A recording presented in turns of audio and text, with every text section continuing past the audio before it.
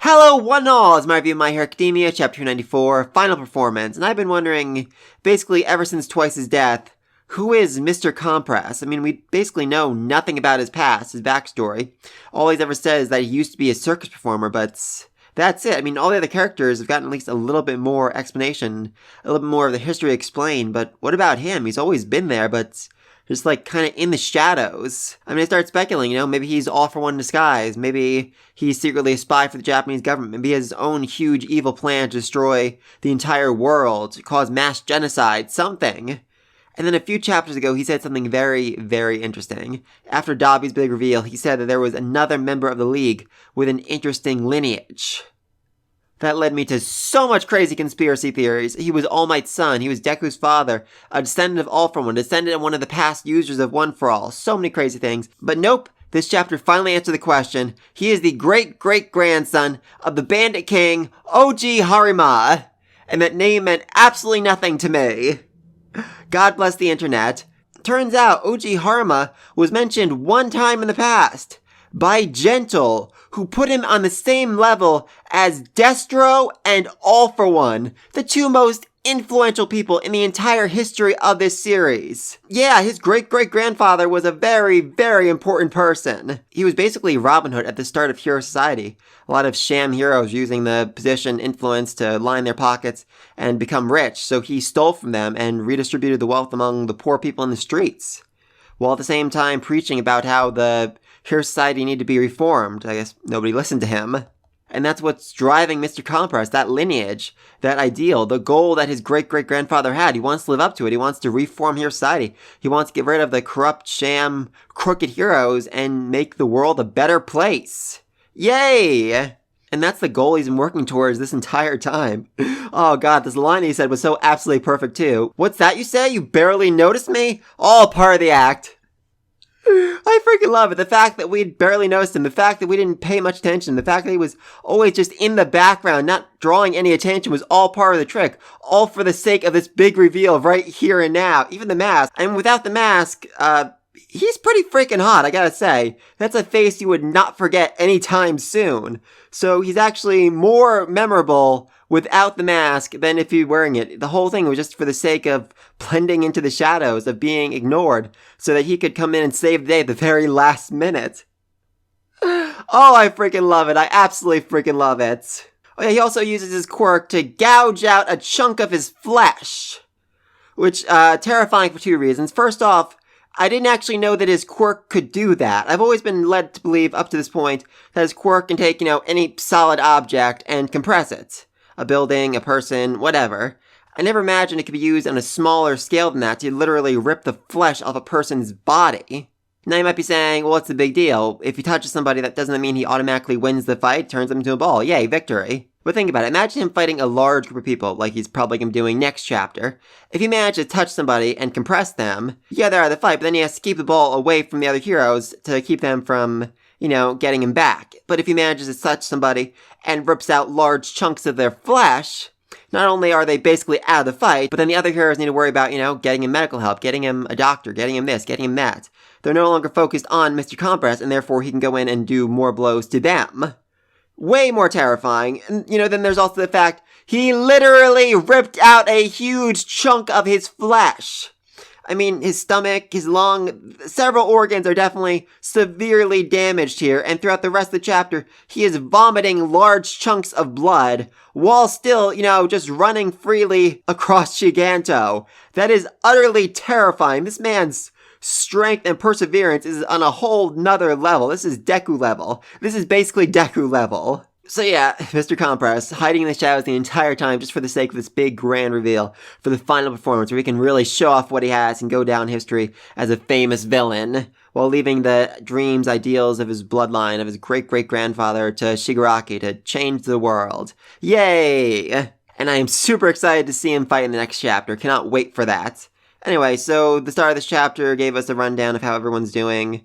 Crust is obviously dead, but he's given us a big thumbs up from the afterlife. Good for you. Aizawa, definitely in bad shape, getting a blood transfusion, but still alive. Mirko, she's missing several limbs and has lost a ridiculous amount of blood, but she's still somehow conscious. I'm really hoping Rappa's going to show up and lend her a helping hand. For anyone who's seen my videos in Vigilantes, you know how badly I want that. Somehow Gran Torino's still alive. I mean, seriously, this is like an 80-year-old dude who got his face smashed into the ground repeatedly. How is he still holding on? I mean, I guess they could do, what they did with Night Eye and have him get to the hospital, final moments, final talk with All Might, and then he dies. I could see that happening. And then we have Hawks, who I guess passed out, is asleep, might be dead. I don't think he's dead. I really, really want to see more of Hawks, especially with Endeavor. I think there's a lot those two can say back and forth with each other right now, and I'm very excited for that. Mount Lady is unconscious. Endeavor's basically unconscious. That punch was basically the last bit of strength they left in him, and now he's down for the count. Deku, same thing. He managed to do Froppy style, but now he's down for the count too. And I do just love the line Best Genius gives, how, everyone worked together to stop Giganta. It wasn't just our work here. It wasn't just the people at the mansion. It was literally every hero gave their own little bit and pushed him a little bit closer to the edge, which finally resulted in him being knocked unconscious. Yay! Which is, I know Deku's about to pass out, but I'm really hoping that's a lesson he learns well. Because I feel like next time he's going to need to team up with his classmates a little bit more in order to stop Shigaraki for good. He's definitely going to want to, do the solo mission, do it his way, but I'm really, really hoping he's learned a lesson from all of this, please. Though the fight's definitely not close to being done, even before Mr. Compress did his big reveal. Because, they still have to fight these giant Nomu, who, as Lemillion explains, are just as strong as the one that nearly killed Endeavor. Yeah, that's bad. That's very, very bad. I mean, they're all pretty badly beaten up. I can't really imagine there's a situation where they manage to take out the Nomu. Maybe when Shigaraki escapes, he'll bring the Nomu with him somehow, some way. That's at least how I'm imagining it's going to happen. And in the chapter with some amazing lines, I really, really just need to point out Ida right here. Great explosion, murder god, dynamite, you must retreat. You're in no state to take hits from these things. Ida, non-ironically, called Bakugo by his full hero name. Oh, and I freaking love it. I think Bakugo did too, because even he had to admit, okay, yeah, I'm annoyed, but I can't really come to the comeback, because I know if I get hit, I'm going to die here.